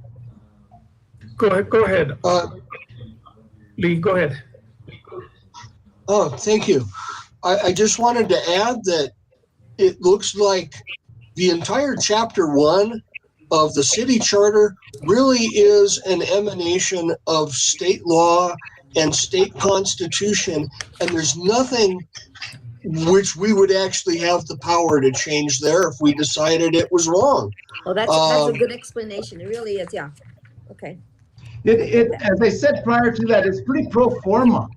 This is something that's pretty set and concrete within and based on the Constitution and state statutes. So us changing it, I don't think we have the authority nor the obligation or duty to change it at all. I'm fine with Article 1. I didn't see in my review of it anything that needed pressing change. One item, Mr. Chairman. In reviewing this on page 3, charter amendments, okay? My light bulb's starting to work. This gives an individual the opportunity to request changes to the charter by going through the city clerk, okay? And all you need is so many signatures, they review it, they have so many petition signatures to force an election to make this change. So my question to this is, we should check with the city clerk to see if anyone has made any suggested amendment changes. Good idea. What we've done in the last 10 years or 12, whatever the number is now, because there could have been someone in the last 10 years that asked for a change and never got the number of signatures required. Do you know what I'm talking about? Point well taken. What I'd like to do, and Darlene, and perhaps with the permission of the commission, perhaps we should invite the city clerk to the next meeting and pose a question to her now. Have there been any citizen actions requesting changes to the current charter? And if so, what were they and what was the outcome? I think that's a good place to start, because if we had somebody that requested a change, well, was it valid? Why did it fail? And what the changes were? That's a good place to start on this, aside from our own, because if there have been changes, what prompted them? Were they valid? What happened? Perhaps with the permission of the commission, I'd like to add that to the next meeting agenda is inviting the city clerk to inform us of those, if there were, and what the circumstances were surrounding the requested revision. And just to give, Mr. Chair, if you don't mind, just to give the commission a heads up, before the community adopted this home rule charter, the special charter allowed for a process where people could ask for changes of the special charter the city had then. That's how we landed up going from 8 councilors to 4, okay? So first they asked for the election to change the special charter. Then they had the election after it succeeded. And we went from 8 city councilors to 4. I think it was 8 to 6 to 4. I think that's the way it happened. So this is all relevant. Why this is more important. This may not be part of state law. They may have different variations of this, but this was something I think that was very tied into just Las Vegas issue. the whole charter amendment piece. That was more, we designed it for Las Vegas. So I'm taking it and I'm trying to formulate this as an invitation to the city clerk to provide information on any citizen requests for charter amendments from, it would be 2012 is the last time you had a charter commission. Has there been any requests for revisions since 2012 to date? Would that be correct? And hopefully everybody understands what this process is. It's exactly, you know, line by line, how you do this charter amendment, and it can be changed literally. It doesn't have to be every 5 years as the suggested. It can literally be any time. So that would be under item C of section 1.04, construction, C, severability, and those items after that. Am I correct? Correct. Yes. Okay. I That's suggest, 005. but why don't we reserve any further comment on this particular section of Article 1 until we have a clarification from the clerk? Would that meet, would that be fine? Yes. That's fine. May I add a small comment? Of course. That under state law, Chapter 3, Article 15, it's called the Municipal Charters Act. And what we're looking at right now, a good deal of it, isn't just something that was come up with by the Charter Commission. It actually is just a mirroring of state law, including how many people are on our commission. The 7 members is a requirement of state law. So it might be worthwhile for us to just take a look at that, you know, so we know what is subject to discussion and what we have to live with. Excellent, excellent idea. What I'll do is let me copy that and get it to all the commissioners for your review prior to the next meeting. And I go back to, we need an attorney. Yes, exactly, yes. There you go. But that, with that, I'm gonna move on from Article 1. Is there any other comments on Article 1? So we need clarification from the city clerk if there's been any petition for revisions, and then copy Chapter 3, Article 15, municipal charters, and get it to the commissioners for review or for your education, edification, if you would. Is that correct? So, Yes. so Mr. Chairman, we're still reviewing it until we get more information on that first article. What I'd like to do is set it aside, put notes on the notes that Darlene put there, that we're gonna revisit the severability on section 1.4, construction, Article C, severability. All right? I'd like to, just a little notice, we're at the 3:15 mark of the afternoon. We're scheduled to go to 3:30 today. I have to leave at 3:30. I have a Board of Trustees meeting. I have another meeting immediately following this meeting. Where the real April Fools is happening. Oh my God. Sorry about that. And then get back. But just a note of time. I just wanted you to be aware of time. Article 2, governing body. Now here is where I have a couple of things. I went through and looked at section 1, and these are my own personal interjections again. In Article 2, the governing body, section 2.01 through 2.08, under the corporate authority, powers and duties, and council redistricting. There's some interesting articles in here that may be part of the crux that we should visit. Number 1, this goes to the number of councilors. This goes to districts. This goes to things that have been pointed out to me by citizens and that I've seen in council meetings.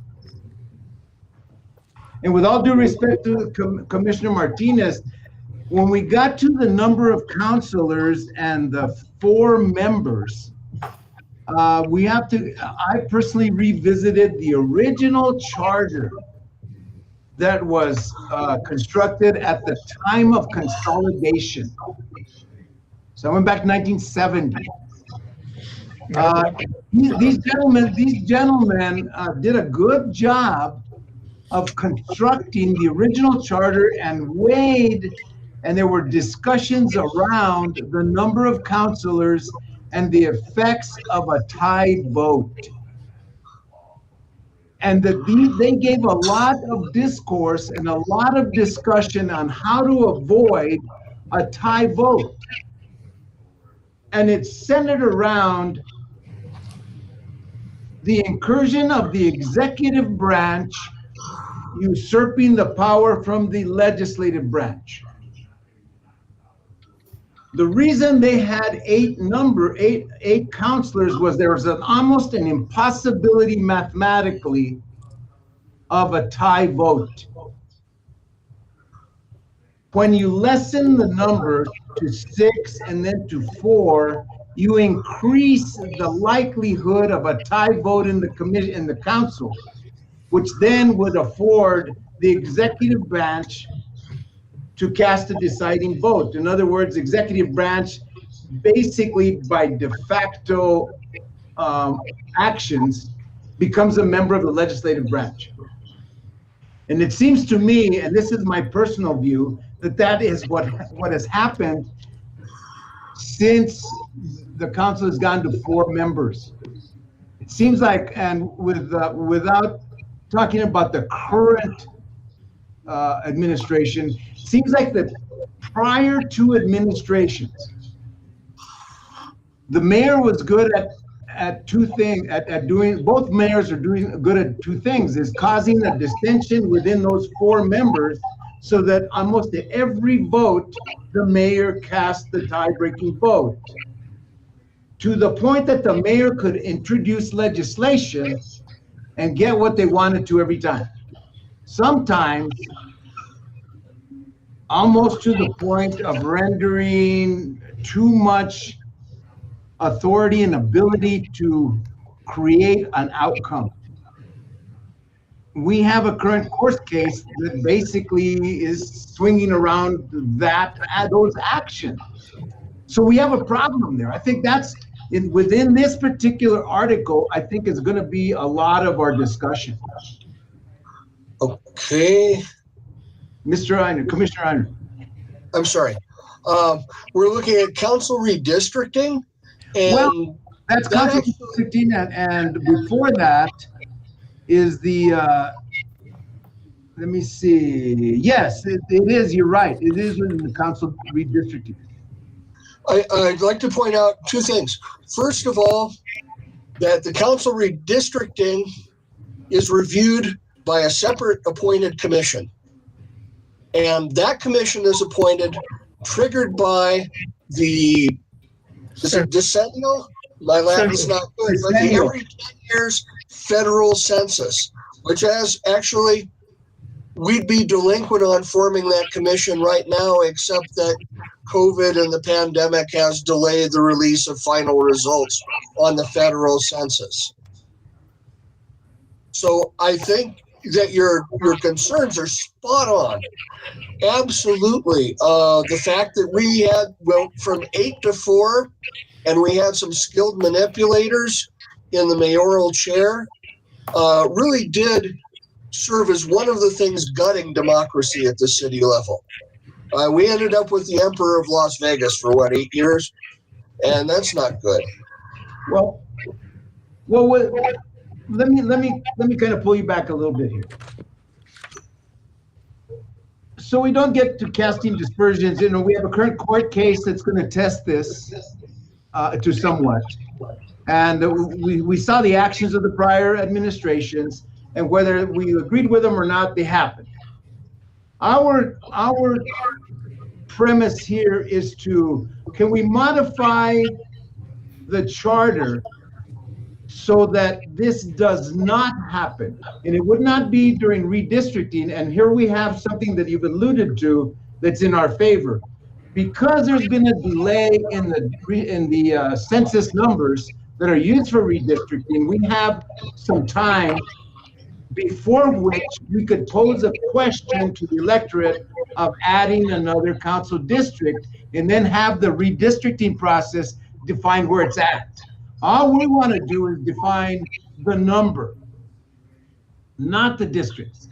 So that, you're right, that's another purview, that's another committee's job. But within the charter, we can certainly request or recommend to increase the number of councilors to avoid a process where the executive branch basically usurps the legislative branch. That is what we have to look at here, is the larger picture and the more charter or constitutional type issue here that's before us, not the redistricting, but the numbers. Commissioner Martinez.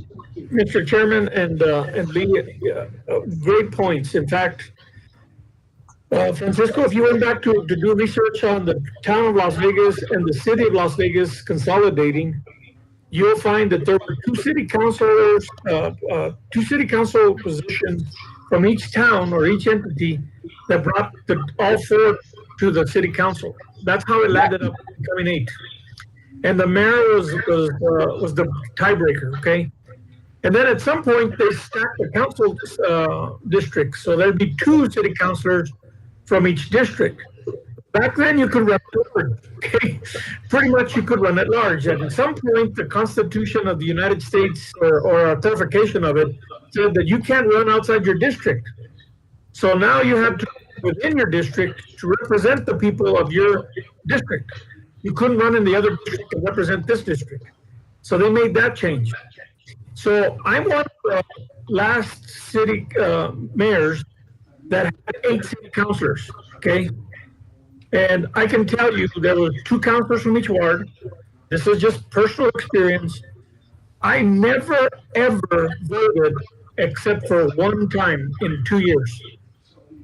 Imagine 2 years and only 1 vote. And the only reason I voted is because the city councilors knew I hadn't voted, okay?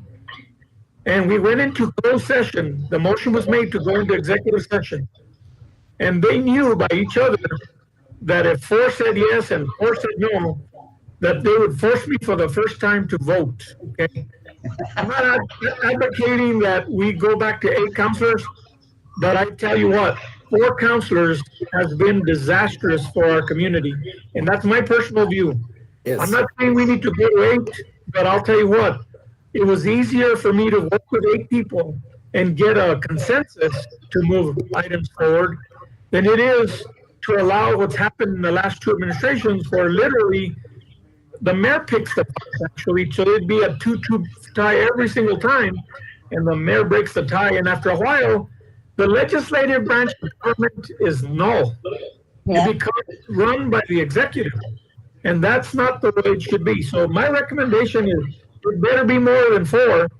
But I can tell you, personally, I enjoyed working with the 8. Here's the problem. So we know by history that the problem that started this whole thing, there were some the councilors were such a strong council, so you can have it on the other side, that they wanted to raise their salaries. That started this whole thing. They wanted to raise their salaries to match the county commission. The citizens got mad and said, we're gonna not only say no, but we're gonna cut the number of councilors. The idea was good, but they went about it the wrong way, because you have to do it in such a way that you either have, if you're gonna have an even number of councilors, you have so many councilors that it's almost mathematically or very infrequently the mayor will have to break a tie, as in Matt's case. Or you have an odd number of councilors, so that you don't have a 2-2. It could be a 3-2, a 4-1, but the odds of a tie are lessened. We have to talk mathematics and statistics. Yes, it is. We need a minimum of, if we're gonna do this, it would be like 5, 8, 9, 8, because of the commissioner's experience, almost mathematically impossible. One time in how many years did you have? 8 years? 2. 1 time in 2 years. One time in 2 years. So that's representative legislation. Your representatives are representing their actions. Now, on the bad side, if you have 4 and you have a mayor that's smart and say wants to, I want to build a building on my property, obviously I'm going to take it to council and they're going to decide, but I'm going to get 2 councilors to say no, and then I'm going to cast a deciding vote and say yes. Well, is that a conflict of interest? Possibly. It's just the legislative action. So that's why they can get away with stuff like that. That's not a representative democracy. And that's where we have to change the construct or recommend a change of construct. Yes. Place power back, or to restore power back into the legislative branch so that the executive branch is not usurping the power of the legislative branch.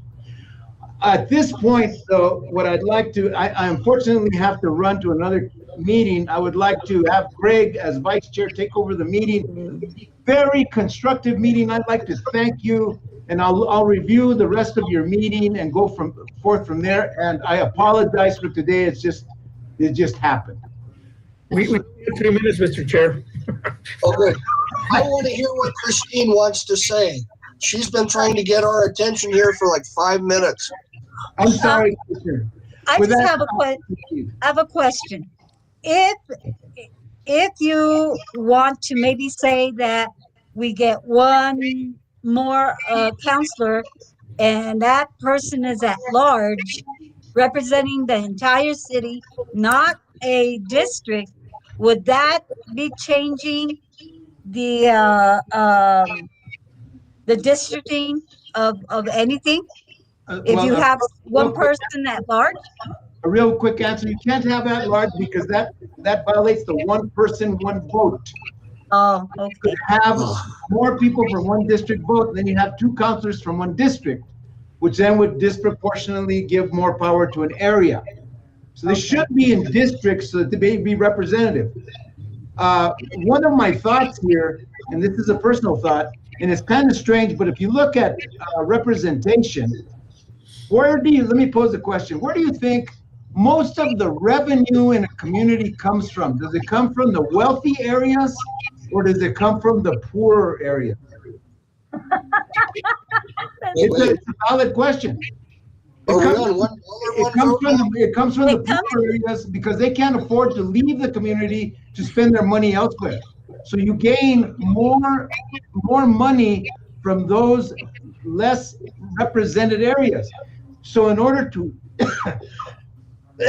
to qualify, you want to gain more representation from areas that are less representative because of economic disparity.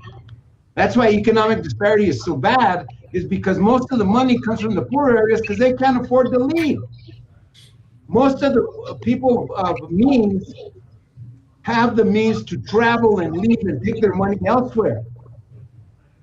Those people that don't are forced to spend their money in town, and if you look at it and you were to gauge the economic impact, they come from poorer areas. It's an interesting construct. Mr. Chairman. Leave though. Thank you, Greg. You're at the comm. Thank you all for today. I really appreciate it. See you later. All right, thank you, Cisco. Good one. All right, so do we have any other items for Article 12 that you want to discuss, or should we also keep this discussion open for the next time when Cisco comes back? He has a lot of good insight and experience in this matter. Mr. Vice Chair? Go ahead. I would say let's keep it open, but I wanted to quickly add 2 other topics that are in Section 2 here that really contributed to the havoc we had in the prior administration. And the first is that the City Council is required to establish its own rules of procedure. And they didn't. if they had, getting something on the agenda would be a clearly defined process, and you wouldn't have had city council meetings turning into food fights. Yeah. The other is like unto the first, which is the city council is required to define in ordinance the process by which you introduce and adopt an ordinance. And that didn't happen. And that's causing some issues now where the city council is getting ordinances introduced that don't even show the old language that was being deleted. And it leaves our councilors open to being, to not having a clear understanding necessarily of what that amendment actually does. All of those things in Christine, I think you'll back me up on this. You're working at West Las Vegas Schools.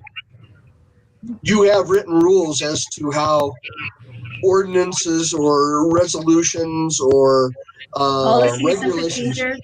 Yeah. Yes, how those things are introduced and how they are amended and in what format. Am I wrong? Right. Nope. That's how it is. We have to do that. That's how it is, and that needs to be done by ordinance by the city council of the city of Las Vegas, or again, we're going to have problems. I mean, if you don't have rules for introducing an ordinance and it passes, did you follow the rules? Who can say? And the way that it works is that it's reviewed first by the body, then you put it on the next agenda to be voted on and approved or disapproved. However, however you're going to do that, but you have to give time to be able to review it, understand it, and then on the next one, you vote on it. Right. And the only difference, Lee, is that with city government, the ordinances to the governing body from a number of different places. So let's just take, for example, community development. They're going to have an ordinance of zoning, okay? Right. They go through their process first. Their community development committee reviews it. The staff member recommends X number of changes. Then it's approved by them. They have public input. It goes to the council. Prior to that, it goes for legal review of the city attorney, goes to the council. There's another public hearing held in front of the community. Now, what you're saying really bothers me, because if you don't know what the last ordinance was, you don't know what the new wording is for the new one, red line type of thing, how do you know if you're doing the right thing? So you're absolutely correct. That's crazy. That's how I've never seen anything like that. But in our case, we would see this was the ordinance or the change that we're suggesting, and this is the actual change that we're asking you to consider. So there's a number of processes of how that works, especially for an ordinance, because it could come from the clerk, it could come from the community development department, it could come from a number of departments. But shouldn't it be legal reviewing before it comes out too? To make sure that the language is correct? There's two processes. That it's the committee that recommends the changes and has a public meeting. Then the council does. If it gets to the council, I can guarantee you the city attorney should have reviewed it. Yeah. But what is he reviewing it against if there's not been a process defined by ordinance? There's nothing that says that the old language, or I should say the deleted language, is included and struck through so that the councilors know that that's what they're getting rid of. For example, there was a policy in place, Lee, before. There was a policy of how to do changes to an ordinance. was that in the form of an ordinance? Probably so. It came from the attorney's office. Because Not now. I'm talking special charter. okay, and I've looked on the city's E-Code 360, and so that language isn't there. So that brings up the question, if there's a requirement in the city charter that the governing body do something and they don't do it, That's a violation. where's the mechanism of enforcement? This has been going on now 11 years. Yeah. And we have no way to enforce this, right? Because of the charter. Well, we have a number of things that the city council has been instructed to do that haven't happened, and that would be the enforcement provision of the Ethics and Conflict of Interest Board. That would be the ordinance that really creates and defines the powers and duties of the Police Advisory Board, and things like this. The fleshing in of rules by ordinance and the fleshing in of how you introduce and adopt an ordinance by ordinance. And so without an or else, or some sort of an enforcement mechanism, we're not helping ourselves as much as we might think we are. Lee, I think you bring up an interesting point, Mr. Vice Chair. But I do remember that there was a process. It was either a policy or an ordinance. It's been 20-some years now, 22, I think, that we had a process of how we could change this. And all of them made sure that the public had input. Right.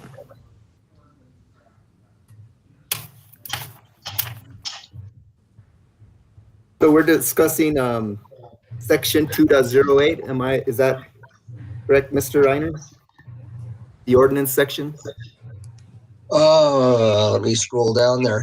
Yes, that's one of the two. Okay. 2-08. And there's nothing wrong with the city charter here, except that it hasn't been acted on. Okay. And it's not just 2-02. There is another passage that requires the city council to define its own rules.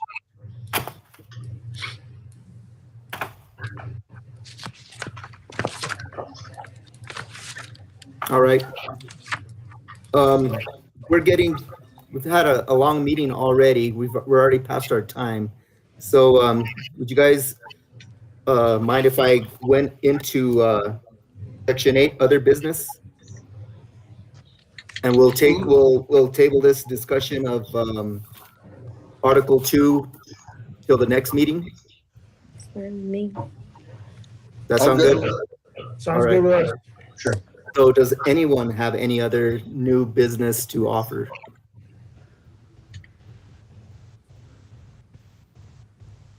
No? Well then, I would like to suggest that we continue reviewing Article 2. And perhaps, because looks like Article 2 is going to be pretty heavy for us to get through with all these topics that we just covered. And perhaps we can also read over Article 3. It's only 2 pages, that we can add that to the discussion for the next meeting. And then I believe Darlene has a to-do list that our chairman, Francisco Apodaca, had asked you to do. Yes, sir. I have everything noted. Okay. And Our next meeting, Mr. Vice Chair. is Go ahead. What is the next meeting for the next day of the next meeting?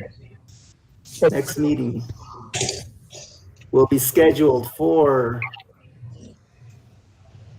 it's Saturday, May 1st.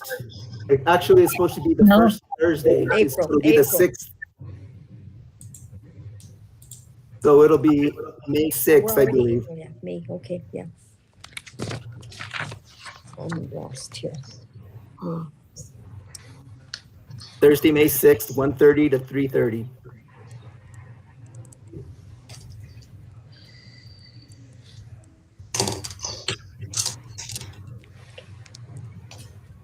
Okay, I've got to go. My grandbaby just woke up, so I got to go take care of her. All right. Thank you. Thank you. Move to adjourn, Mr. Chair. We have a motion to adjourn. Is there a second? Seconded. Okay, so we have a motion to adjourn by Commissioner Martinez and a second by Commissioner Einer. Are there, I will just call for the question. All those in favor say aye. Aye. Aye. All those against? So So we are adjourned at 3:40 p.m. I want to thank everybody for coming, and it went a little bit long, but we're going to get through this, and we're going to do it right for Las Vegas. Thank you, Vice Chair. Thank you, Thank and you. I appreciate your time Bye, here. everyone. We'll see you next Bye. week. Thank you, Mike, for Bye, attending. Counselor. Thank you. Bye-bye. Bye-bye.